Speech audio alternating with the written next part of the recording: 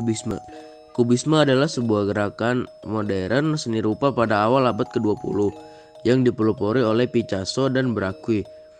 Prinsip dasar yang umum pada kubisme yaitu menggambarkan bentuk objek dengan cara memotong, distorsi, overlap, penyederhanaan, transparansi, deformasi, menyusun, dan aneka tampak. Gerakan ini dimulai pada media lukisan dan patung melalui pendekatannya masing-masing. Bentuk-bentuk karyanya menggunakan bentuk geometri, segitiga, segi empat, kerucut, kubus, lingkaran. Seniman kubisme sering menggunakan teknik kolase, misalnya menempelkan potongan kertas surat kabar atau gambar poster. Istilah kubis itu sendiri tercetus berkat pengamatan beberapa kritikus, Louis Vauxhall atau kritikus Prancis. Setelah melihat sebuah karya Braque di Salon des Independents, berkomentar bahwa karya Braque sebagai reduce everything to little cubes atau menempatkan segala sesuatunya pada bentuk-bentuk kubus kecil.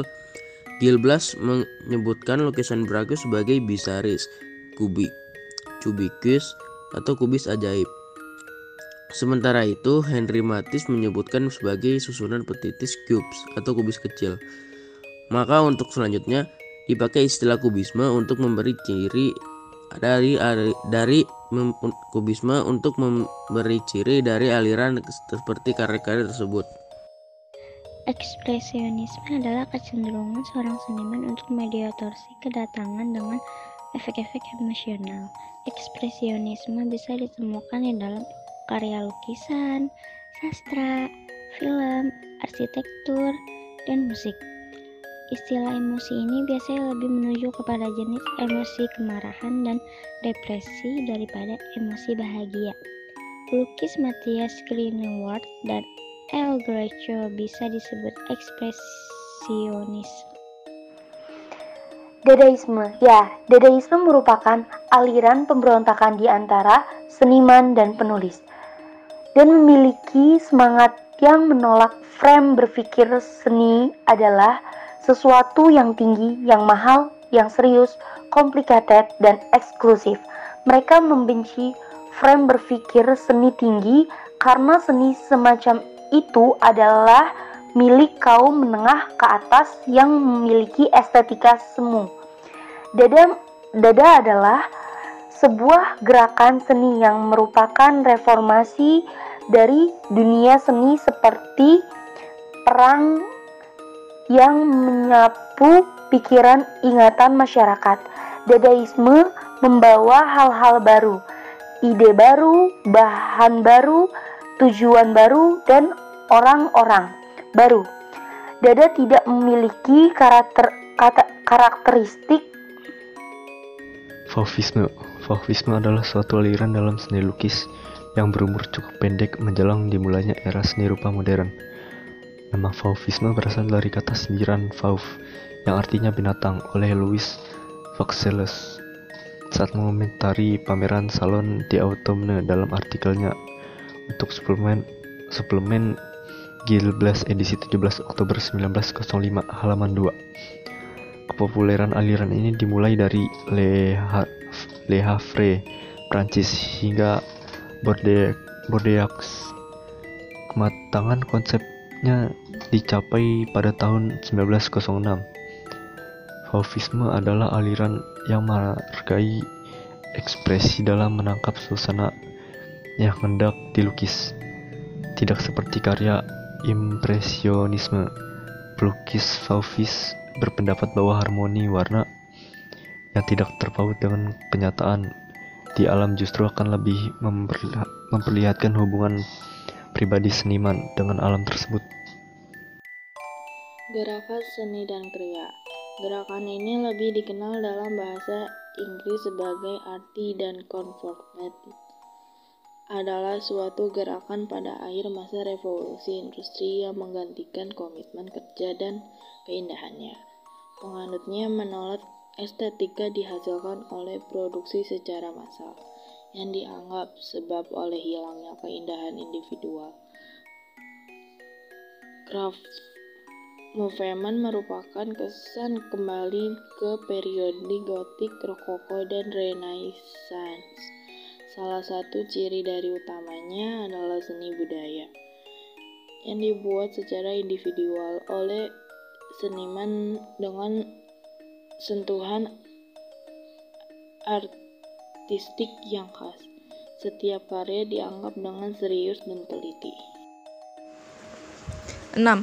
Art Nouveau, aliran seni yang memiliki gaya dekoratif tumbuhan atau flora yang meliuk-liuk.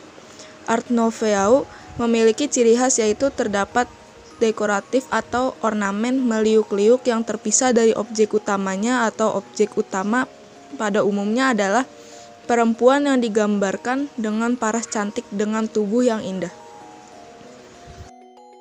Bauhaus. Bauhaus adalah sebuah aliran atau gaya arsitektur yang didirikan oleh Walter Gropius pada tahun 1919. Pelopor international style dan mengenalkan konsep form follows function, yaitu bentuk bangunan mengikuti fungsi yang ada pada bangunan tersebut. Bauhaus memiliki pengaruh besar terhadap arsitektur dunia.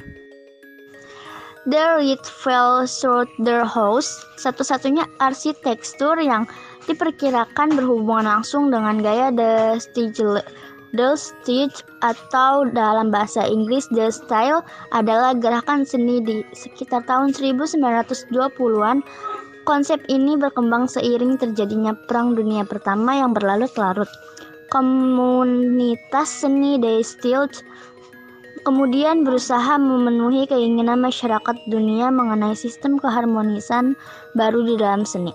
Konsep ini diwujudkan dalam pemikiran utopia. Mereka mewujudkan abstraksi dan keuniversalan dengan mengurangi campur tangan bentuk dan kekayaan warna semaksimal mungkin. Komposisi visual disederhanakan menjadi hanya bidang dan garis dalam arah horizontal dan vertikal, dengan menggunakan warna-warna primer seperti merah, biru, dan kuning di samping bantuan warna hitam dan putih.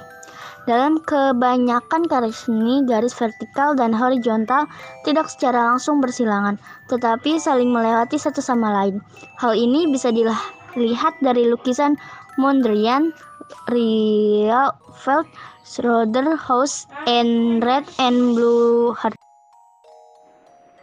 Ya, Art Deco. Lingkaran spiral Art Deco di gedung Charles di New York dibangun pada 1928. 1930 Art Deco adalah sebuah gerakan desain yang populer dari 1920 hingga 1939 yang mempengaruhi seni dekoratif seperti arsitektur, desain interior, dan desain industri, maupun seni visual seperti misalnya fashion, lukisan, seni grafis, dan film. Gerakan ini dalam pengertian tertentu adalah gabungan dari berbagai gaya dan gerakan pada awal abad ke-20, termasuk konstruksionisme, kubisme, modernisme, Bauhaus, Art Nouveau, dan futurisme.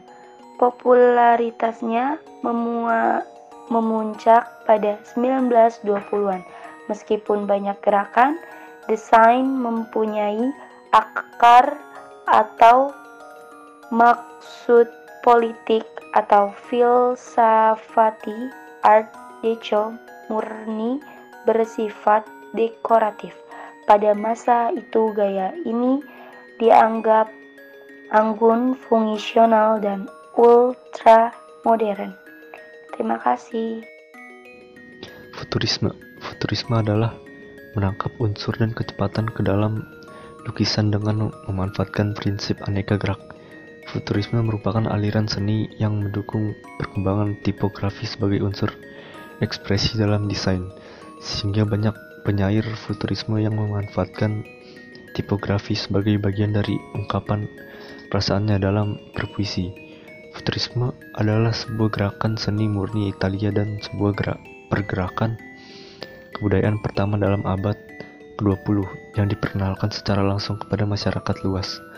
Bermula dari konsep dalam pergerakan sastra, kemudian merasuk ke dalam bidang kesenian seperti seni lukis, seni patung, seni musik, seni desain, dan arsitektur. Surrealisme. Surrealisme adalah gerakan budaya yang bermula pada pertengahan tahun 1920-an. Surrealisme merupakan seni dan penulisan yang paling banyak dikenal. Karya ini memiliki unsur kejutan paling tak terduga yang ditempatkan berdekatan satu sama lain tanpa alasan yang jelas. Banyak seniman dan penulis realis yang memandang karya sebagai ungkapan gerakan fisiologis yang pertama dan paling maju. Karya tersebut merupakan afterthought dan Andre Breton yang mengatakan bahwa realisme berada di atas segala gerakan revolusi dan aktivitas dadaisme. Realisme dibentuk dengan pusat gerakan pentingnya di Paris. Dari tahun 1920, aliran ini menyebarkan bahwa suatu sama lain akan mengantarkan film Altobo.